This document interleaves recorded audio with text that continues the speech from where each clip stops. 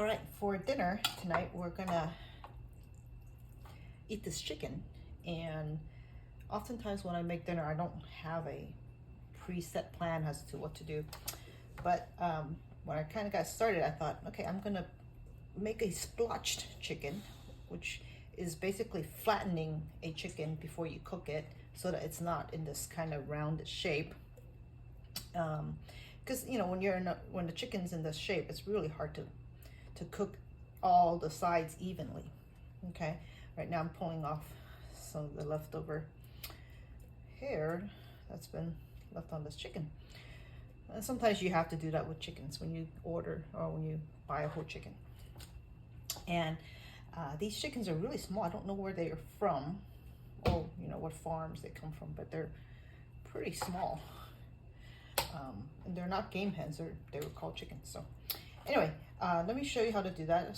Splotching a chicken, flattening it, and then I've got a sauce here that you saw me make, or I'm gonna make. It is consistent of avocado mayo, taco seasoning, and vinegar, which is something that goes great with chicken and pork vinegar. Okay, so vinegar brings out the flavor of chicken. So the only hard bone in a chicken is down its main spine right here. And how do you know this is the spine? You can feel it, and also that's where the butt part is right here. The other side has a really soft bone with the breast. Okay, so on the other side of the breast is the spine of the chicken. Sometimes it has some part of the neck showing. Okay, the way to, what we're gonna do is we're gonna take out just the spine. Okay, so there's two ways of doing it. Since the spine's right here, we're gonna make a cut on the side. Just outside of that spine. You'll see it comes like this. And once you find that edge, it's pretty easy to go down. Okay.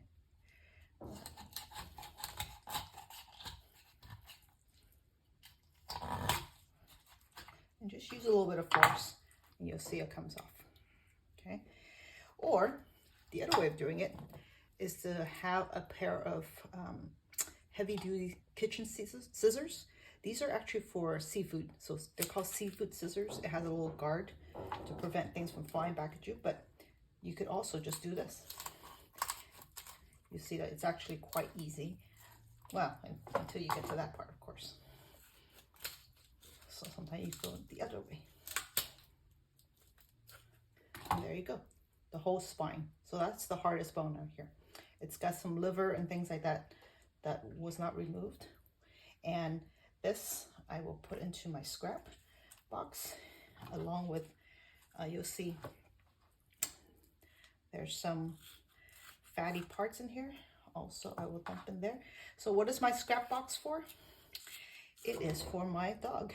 I actually feed him raw food. Or you could remove the skin and just save this in the freezer. And when you get 3 or 4 of these, or even more, whatever, you could boil it and make a chicken broth with it. Okay, so put that away for now. All right, we're gonna take our chicken that we've taken the spine off. You can see how it falls open already.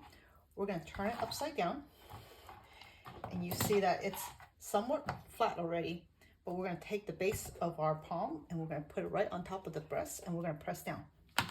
Whoa, slipped a little bit. Okay, so if that's hard, we could kind of use our hands this way and just kind of press down so that it flattens out even more. Okay, so there you go, the whole splotched chicken. Now what we're gonna, before we marinate, I am going to dry this up a little bit.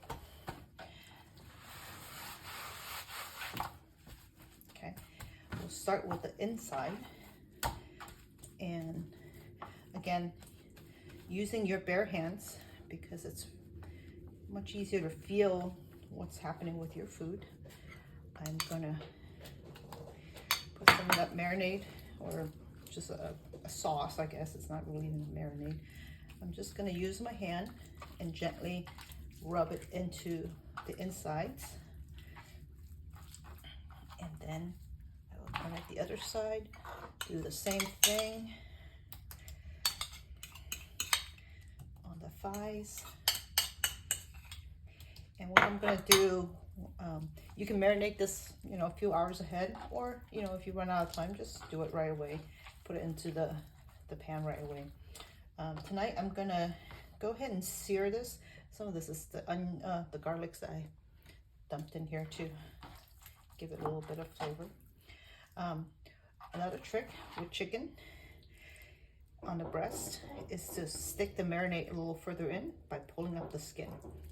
Okay, so if you take that, take a little more marinade and push it into the cavity here if you want it more flavor that way. Okay, so I'm going to stick some of my garlic in there and it'll cook some more. Okay, all right, so that's it. We'll come back when we are ready to sear it.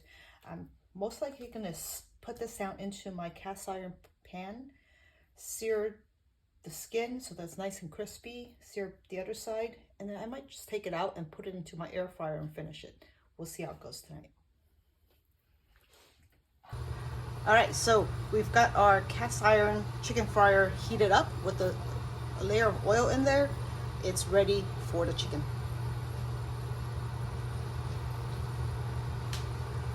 And I'm gonna go skin first. And there you go.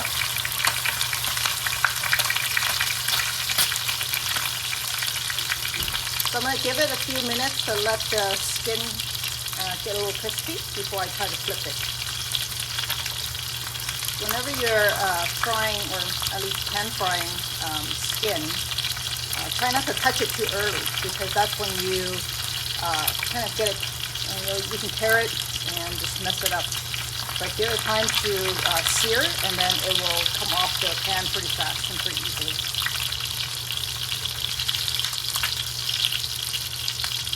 All right, I'm going to take a peek. Ooh, I don't know if you can see that. It's golden brown. So now I'm going to flip it. Be careful here, because you need to be very delicate with it, and you don't want the oil to splash back at you. So I'm going to use a tong and a spatula to help you. Whoa, that didn't work. Okay, let me go the other way. There you go. Ooh.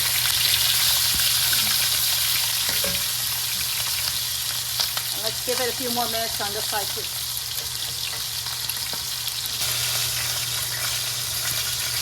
Okay, it's been about 5 minutes. I think the skin is going to be as crispy as I want it to be. So I'm going to go ahead and take it out. So this is my air fryer here with my chicken. Basically, it's just another mini oven I have on my counter. Here it is, and I'm going to slide it in and just keep it warm until I am ready to serve for dinner. All right, so this chicken came out of the air fryer after about 10 minutes of extra cooking at about 380 degrees. I don't know if you can hear that. It's pretty crispy for the skin. And I'm going to double check it again on the thicker parts. Remember, we're looking for chopstick to go in easily, nothing coming out that would be bloody or anything like that. Yeah, you can hear that. Just, there you go. Juices that come out, but they should be clear, but what's coming out, it's is the mayonnaise that was marinated with. So, pretty good. I hope it tastes good.